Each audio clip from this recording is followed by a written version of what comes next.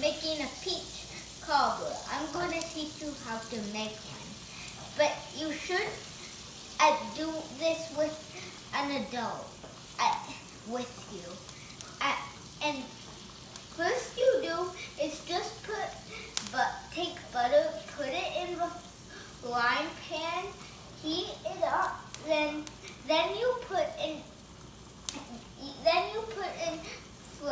fresh peaches from the supermarket, and you slice them, then add them in.